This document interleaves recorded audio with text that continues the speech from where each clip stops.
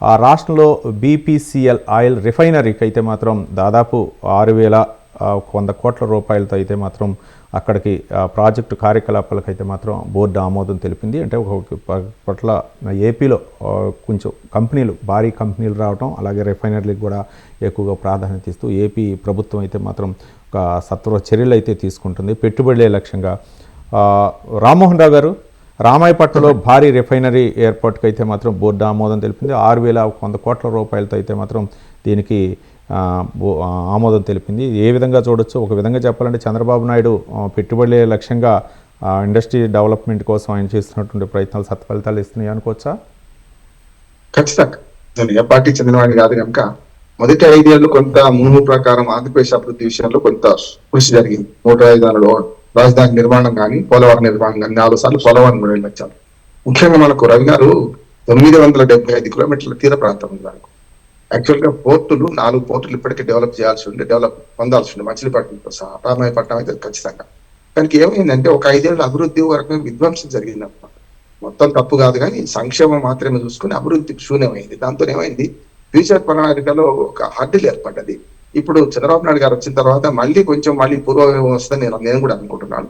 దానిలో భాగంగా ఇప్పుడు మీరు అన్న రిఫైనరీ 6,100 కోట్లు అంటే తక్కువేం కాదు ఏర్పాటు చేయడం. అట్లాగే పోర్టులు కూడా పూర్తి చేయాలి. యాక్చువల్గా ఇప్పుడు కేంద్ర ప్రభుత్వంలో మన భాగస్వామి ఆంధ్రప్రదేశ్ లో మనకు ముఖ్యంగా జనసేన, టీడీపీ, బీజేపీ భాగస్వామి ఎన్డీఏ కూటమి ఉంది కనుక ఇప్పుడు కొంచెం వెసులుబాటు ఉంది కేంద్ర ప్రభుత్వం నుంచి. ఏదైనా ఇప్పుడు మనకు పోర్టులు సాధించుకోవడం కానీ, ఇప్పుడు ఇట్లా రిఫైనరీస్ కానీ అవకాశం ఉంది. ఇది మంచి పని చేస్తున్నట్టున్నాను.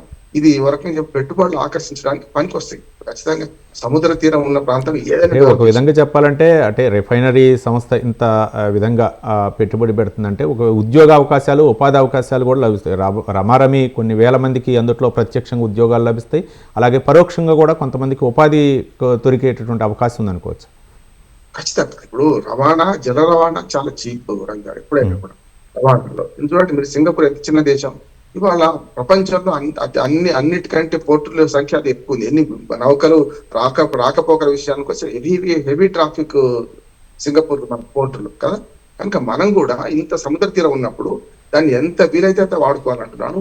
డ్రై పోర్టుల కోసం తెలంగాణ లేకపోతే ఏదైతే మధ్య రాష్ట్రాలనే కొట్లాడుతుంటే మనకు ఉన్న పోర్టును రక్షించుకోవడం, దాంతో పాటు మీరు అన్న రిఫైనరీ రావడం వల్ల ఒక 1000 మందికి ఏమో ప్రత్యక్షంగా, లక్షలాది మందికి పరోక్షంగా వస్తుంది. ఉదాహరణకు కృష్ణపట్నం రేవుకు ఎంత ఎక్కడిది, మనకు కడప జిల్లాలో ఉన్న ఖనిజాలన్నీ రవాణా చేస్తున్నది మనకు వస్తున్నాయి కదా. అంటే కరీంనగర్ జిల్లా నుంచి పెద్ద పెద్ద బండరాళ్ళు కూడా మీకు చైనా దేశానికి పోతాయి. మనకు మంచి ఇంత చిన్న క్రాక్స్ లేని బండరాలు దొరుకుతాయి మన కరీంనగర్ లో. అంటే ఇవన్నిటికీ పోర్టుల ఆధారం కదా. రెండవది రిఫైనరీలు ఏర్పాటు చేయడం వల్ల మనం మన ఇంధన రంగంలో స్వయం సమృద్ధి సాధించుకుంటాం.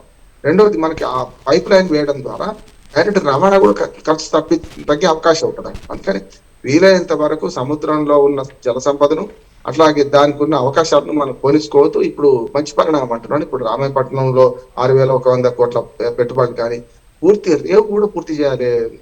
ఇప్పటిదాకా ఒక 5 ఏళ్ళు బాగా జరిగింది. రేవు కూడా పూర్తి చేయాలి.